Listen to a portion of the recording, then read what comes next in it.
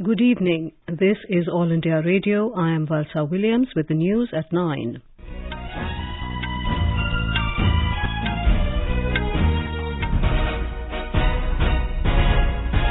The headlines. Prime Minister Narendra Modi calls upon scientific community to work on subjects important to meet growing needs of India.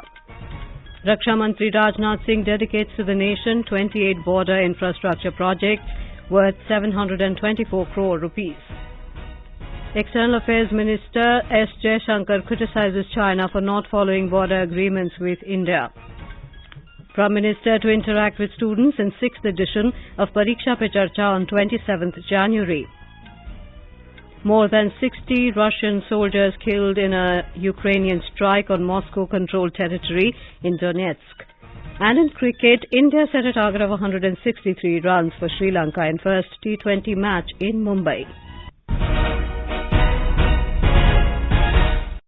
Prime Minister Narendra Modi has called upon the scientific community to work on subjects that meet increasing needs of India. Speaking at the inaugural session of the 108th Indian Science Congress in Nagpur through video conferencing, he said the scientific community should work on innovation to meet India's energy requirements. Science के प्रयास बड़ी उपलब्धियों में तभी बदल सकते हैं जब वो लैब से निकलकर लैंड तक पहुंचे, जब उसका प्रभाव ग्लोबल से लेकर ग्रासरूट तक हो, जब उसका विस्तार जर्नल से लेकर जमीन तक हो, जब उससे बदलाव रिसर्च से होते हुए रियल लाइफ में दिखने लगे. Mr. Modi also said the increasing participation of women is a reflection of the progress of society and science. The Prime Minister said data and technology can take India's science to new heights. 21वीं सदी के आज के भारत में हमारे पास दो चीजें बहुतायन में हैं. पहली डेटा और दूसरी टेक्नोलॉजी. इन दोनों में भारत के साइंस को नई बुलंदियों पर पहुंचाने की ताकत है. डेटा एनालिसिस की फील्ड तेज रफ्तार से आगे बढ़ रही है. ये इंफॉर्मेशन को इनसाइट में और एनालिसिस को एक्शनेबल नॉलेज में बदलने में मदद करती है. Our correspondent reports that the theme of this year's Indian Science Congress is Science and Technology for Sustainable Development with Women's Empowerment. During the 5-day event, the participants will discuss and deliberate on ways to increase the number of women in higher echelons of teaching, research and industry. A special program to showcase the contribution of women in science and technology will also be held, which will witness lectures by renowned women scientists. Raksha Mantri Rajnath Singh today inaugurated 28 infrastructure projects, including the Siam Bridge in Arunachal Pradesh. These projects have been completed by the Border Roads Organisation, BRO. Built at a cost of 724 crore rupees, the projects will hugely augment India's border infrastructure, mostly along the Chinese border from Ladakh to Arunachal Pradesh. The Raksha Mantri also virtually inaugurated the Bailey Suspension Bridge over the river Chenab in Ramban district of Jammu and Kashmir. AIR Jammu correspondent reports that the 240 feet high bridge has been completed by BRO a month before the deadline. At another virtual function to exchange MOUs regarding outreach program with the Ministry of Education and the Ministry of Skill Development and Entrepreneurship in New Delhi, Rajnath Singh said the Agnipath scheme is a game changer for the armed forces. He said it is going to act as a force multiplier in making the Indian military one of the best in the world, with a youthful, high-tech and ultra-modern outlook. The outreach program aims to facilitate continued education of Agniveers while serving in the armed forces and award of appropriate skills certificates in accordance with their expertise. External Affairs Minister S Jaishankar has criticized China for not observing agreements with India on border issues. During an interview with Austria's national broadcaster ORF, he pointed out the reason for the tense situation between the two neighbors. The concern is that we had agreements with China not to mass forces in our border areas, and they have not observed those agreements, which is why we have the currently tense situation that we do. We had an agreement not to unilaterally change the line of control, which they have tried to unilaterally do that. On China trying to change the status quo, the minister said Beijing may blame New Delhi for not following the agreements, but satellite pictures clearly show who is at fault. In a veiled attack on Pakistan, the External Affairs Minister called it an epicenter of terrorism. He said the world has to be concerned that terrorism is going on and it should not look away. I think epicenter is a very diplomatic word because this is a country which has attacked the Parliament of India some years ago, which attacked the city of Mumbai, which went after hotels and foreign tourists, which every day sends terrorists across the border. If you control your sovereign space, which I believe they do, if the terrorist camps operate in broad daylight in cities with recruitment and financing, can you really tell me that the Pakistani state doesn't know what's going on? Dr. S Jaishankar reached Austria from Cyprus on the second leg of his two-nation tour. This is the first EAM-level visit from India to Austria in the last 27 years. Prime Minister Narendra Modi today spoke with King Charles III of the United Kingdom over telephone. During the call, a number of subjects of mutual interest were discussed, including climate action, conservation of biodiversity, and innovative solutions for the financing energy transition. The Prime Minister apprised him of India's priorities for its G20 presidency, including the propagation of digital public goods. He also explained the relevance of Mission Lifestyle for Environment, through which India seeks to promote environmentally sustainable lifestyles. The government today signed several loan agreements with the Asian Development Bank to boost the infrastructure sector in the country. The Finance Ministry said a loan agreement worth $350 million was inked to improve connectivity in Maharashtra. A loan agreement worth $300 million will be utilized to upgrade over 300 kilometers of state highways and major district roads in Assam. The other agreements aim to improve power sector in Tripura and build new power lines along with improving connectivity of the metro rail system in Chennai. This is All India Radio giving you the news. For quick news updates round the clock, follow us on our Twitter handle at AIR News Alerts. President Draupadi Murmu has said that in an atmosphere of discord, the global community is looking towards India for a solution. She said India is playing the role of a harbinger of peace in the world. She was speaking after launching a national campaign on Rise, that is Rising India Through Spiritual Empowerment, organized by Brahma Kumaris at Abu Road in Rajasthan this evening. The President emphasized that India's aim is to become a knowledge superpower which should be used for sustainable development, social harmony and lasting peace in the world.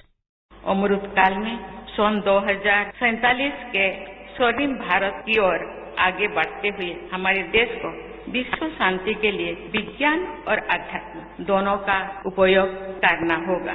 हमारा लक्ष्य है कि भारत एक knowledge super power बने। इस knowledge का उपयोग sustainable develop के लिए हो, सामाजिक सौहार्द के लिए हो, महिलाओं तथा वंचित वर्गों के उत्थान के लिए हो, युवाओं की ऊर्जा के समुचित उपयोग के लिए हो तथा विश्व में स्थायी शांति की स्थापना के लिए हो। The President is on a two-day visit to Rajasthan. She will grace the inauguration of the 18th National Jamboree of the Bharat Scouts and Guides at Rohat in Pali district tomorrow. Prime Minister Narendra Modi will interact with students, teachers and parents in the 6th edition of Pariksha Pe Charcha on the 27th of this month. The program will be held at Talkatore Indoor Stadium, New Delhi. During this unique interactive program, students, parents and teachers across the nation and also from overseas interact with him. They discuss how to overcome stress emerging out of examinations in order to celebrate life as an utsav. The Ministry of Education said the registrations for Pariksha Pe Charcha 2023 have more than doubled this year compared to last year. The Ministry said over 31 lakh students, over 5 lakh teachers and around 2 lakh parents have registered for Pariksha Pe Charcha. Students from over 150 countries, teachers from 51 countries and parents from 50 countries have also registered for the program. The Unique Identification Authority of India, UIDAI, has put in place a resident-friendly facility to help people update their address online in Aadhaar with the consent of the head of family HOF. This HOF-based online address update will be of great help to the relatives of residents who do not have supporting documents in their own name to update address in their Aadhaar. It can be done by submitting proof of relationship document like ration card, mark sheet, marriage certificate or passport mentioning the names and relationship of both the applicant and HOF. In case even proof of relationship document is not available, UIDAI provides the resident to submit a self-declaration by the HOF in the UIDAI prescribed format. With people moving cities and towns due to various reasons within the country, such a facility will be beneficial for millions of people. Under the National Mission for Clean Ganga (NMCG), 50 projects were completed and 43 new projects amounting to over 2,000 crore rupees were sanctioned last year. The NMCG is the flagship program of the central government with the objectives of effective abatement of pollution, conservation and rejuvenation of the national river Ganga. The Jal Shakti Ministry said in December 2022, Namami Gange mission was recognized as one of the top 10 initiatives of the World Restoration Flagship of the UN decade. Minister of Information and Broadcasting Anurag Thakur today participated in the centenary celebration of Pramukh Swami Maharaj at Pramukh Swami Maharaj Nagar in Ahmedabad. Prime Minister Narendra Modi inaugurated the month-long centenary celebrations of Pramukh Swami Maharaj on the 15th of December last year. Prime Minister Narendra Modi has complimented the people of Assam for their efforts towards rhino conservation in the state after zero poaching incidents were reported last year. Sharing a tweet by Chief Minister Himanta Biswa Sarma, the Prime Minister expressed his happiness over the news, saying the people of Assam have shown the way and been proactive in their efforts to protect the rhinos. Earlier, Mr. Sarma said the year 2022 was really special for the government's rhino conservation efforts, as not a single rhino was poached. Russia has said more than 60 of its soldiers were killed in a Ukrainian strike on Russian-controlled territory in a New Year assault. The strike took place in the city of Makivka in the Donetsk region in eastern Ukraine on New Year's Eve. It is the highest number of deaths acknowledged by Moscow in a single incident since the conflict began last year. In a rare announcement, the Russian Defense Ministry said 63 Russian servicemen were killed as a result of a strike by 4 missiles in Makivka. The ministry said US-supplied HIMARS rocket systems had been used and the target was a temporary deployment point. In a statement, the General Staff of Ukraine's armed forces said its forces were behind the strikes on Makivka. In cricket, chasing a target of 163 runs, Sri Lanka were 24 for 2 in 4.2 overs against India in the first T20 encounter of 3-match series at Wankhede Stadium in Mumbai when reports last came in. The hosts scored 162 runs, losing 5 wickets in the stipulated 20 overs. Deepak Hooda and Ishan Kishan remained the top scorers with 41 and 37 runs. Earlier, the visitors won the toss and elected to field. Rohit Sharma is unavailable due to injury. In his place, Hardik Pandya has been named captain for the series. Virat Kohli and KL Rahul have not been selected. The Indian Meteorological Department has forecast that cold wave to severe cold wave is likely in Rajasthan, Haryana, Punjab, Chandigarh and Delhi in the next 3 days. It said dense to very dense fog is likely to continue over northwest India during the next 4 to 5 days. The impact of fog is expected to be seen on airports, highways, railways and power supply. Now let us have a look at the forecast for tomorrow in the national capital Delhi. The minimum temperature is expected to be 8 degrees Celsius while the maximum will be around 17 degrees. In Mumbai, minimum temperature will be 20 degrees and maximum will be around 33. In Kolkata, the minimum temperature will be 13 degrees Celsius, maximum will be around 25. And in Chennai, minimum temperature will be 22 degrees, maximum around 31. Now before we end the bulletin, the headlines once again. Prime Minister Narendra Modi calls upon scientific community to work on subjects important to meet growing needs of India. Raksha Mantri Rajnath Singh dedicates to the nation 28 border infrastructure projects worth 724 crore rupees. External Affairs Minister S Jaishankar criticises China for not following border agreements with India. Prime Minister to interact with students in 6th edition of Pariksha Pe Charcha on 27th January. More than 60 Russian soldiers killed in Ukrainian strike on Moscow-controlled territory in Donetsk. And in cricket, Sri Lanka were 25 for 2 in 4.3 overs in reply to India's 162 in first T20 match in Mumbai. That is all in the news at 9. Good night.